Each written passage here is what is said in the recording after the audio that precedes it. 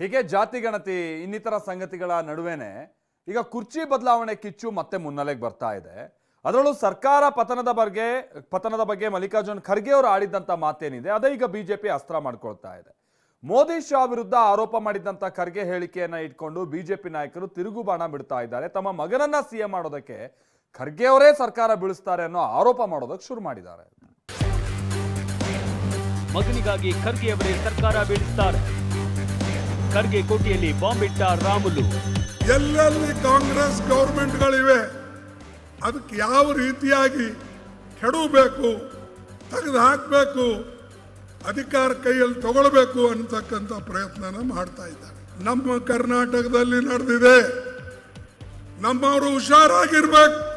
ಮೋದಿ ಶಾ ಸೇರಿ ಈ ಜನರನ್ನ ನುಗ್ಗುತ್ತಾರೆ. ಇದೆ ಎಐಸಿಸಿ ಅಧ್ಯಕ್ಷ ಮಲ್ಲಿಕಾರ್ಜುನ ಖರ್ಗೆ ನೀಡಿದ ಇದೊಂದು ಹೇಳಿಕೆ ರಾಜ್ಯ ರಾಜಕೀಯದಲ್ಲಿ ಸಂಚಲನ ಸೃಷ್ಟಿಸಿದೆ. ಕಾಂಗ್ರೆಸ್ ಸರ್ಕಾರಗಳನ್ನ ಬೀಳಿಸೋದಕ್ಕೆ ಯತ್ನ ನಡೀತಾ ಇದೆ ಅಂತ ಹೇಳುವ ಮೂಲಕ ಮೋದಿ ಶಾ ಕಡೆಗೆ ಬೊಟ್ಟು ಮಾಡಿದ್ರು.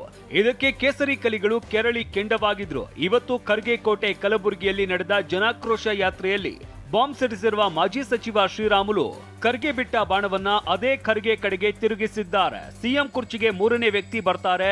ತಮ್ಮ ಮಗ ಪ್ರಿಯಾಂಕ್ ಖರ್ಗೆಯನ್ನ ಸಿಎಂ ಮಾಡೋದಕ್ಕೆ ಮಲ್ಲಿಕಾರ್ಜುನ ಖರ್ಗೆ ಅವರೇ ಈ ಸರ್ಕಾರವನ್ನ ಬೀಳಿಸ್ತಾರೆ ಅಂತ ಬಾಂಬ್ ಹಾಕಿದ್ದಾರೆ.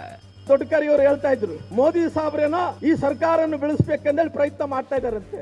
ಮೋದಿ ಸಾಬ್ರಿಗೆ ಏನು ಕರ್ಮ ಬಿದ್ದಿದೇನ್ರಿ ಈ ಸರ್ಕಾರ ಬೆಳೆಸೋಕ್ ಸಲುವಾಗಿ? ಇವತ್ತು ಗಂಡ ಹೆಂಡತಿ ಜಗಳ ಮಧ್ಯೆ ಮೂರನೇ ಹೋಗಿ ಅವ್ರ ಮಗನ ಮುಖ್ಯಮಂತ್ರಿ ಮಾಡ್ಬೇಕಂದೇಳಿ ಮೋದಿ ಸಾಬ್ರ ಮೇಲೆ ಆಗ್ತಾ ಇದಾರೆ. ಮೋದಿ ಸಾಬ್ರ ಮೇಲೆ ಆಗ್ತಾ ಇದಾರೆ. ಈ ಸರ್ಕಾರ ಕೆಡವಕ್ಕೋಸ್ಕರವಾಗಿ ಸಿದ್ದರಾಮಯ್ಯ ಬೇಕಾಗಿಲ್ಲ, ಡಿ ಕೆ ಶಿವಕುಮಾರ್ ಬೇಕಾಗಿಲ್ಲ.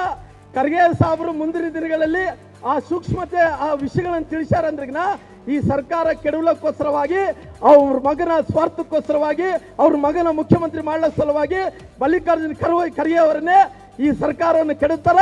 ಈ ಭಾಗದ ಪ್ರಿಯಾಂಕಾ ಖರ್ಗೆ ಅವರನ್ನ ಮುಖ್ಯಮಂತ್ರಿ ಮಾಡ್ಬೇಕೆಂದೇಳಿ ಹೊರಟಾರ. ಇದರ ನಡುವೆ ಮತ್ತೊಮ್ಮೆ ಭವಿಷ್ಯ ನುಡಿದಿರುವ ವಿಪಕ್ಷ ನಾಯಕ ಆರ್ ಅಶೋಕ್ ನವೆಂಬರ್ನಲ್ಲಿ ಹೇಗೋ ಸಿಎಂ ಕುರ್ಚಿಯಿಂದ ಸಿದ್ದರಾಮಯ್ಯ ಇಳಿಬೇಕು ಅಲ್ವಾ, ಹೀಗಾಗಿ ಜಾತಿ ಗಣತಿ ವರದಿ ಮುಂದಕ್ಕೆ ತಂದಿದ್ದಾರೆ ಅಂತ ಹೇಳಿದ್ದಾರೆ.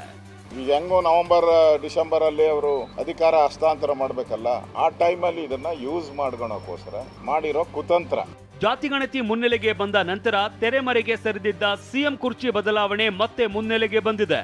ಖುದ್ದು ಮಲ್ಲಿಕಾರ್ಜುನ ಖರ್ಗೆ ಅವರೇ ಸರ್ಕಾರ ಪತನದ ಬಗ್ಗೆ ನೀಡಿದ ಹೇಳಿಕೆಗೆ ಬಿಜೆಪಿ ನಾಯಕರು ಹೊಸ ಅರ್ಥ ಕೊಟ್ಟು ತಿವಿದಿದ್ದಾರೆ.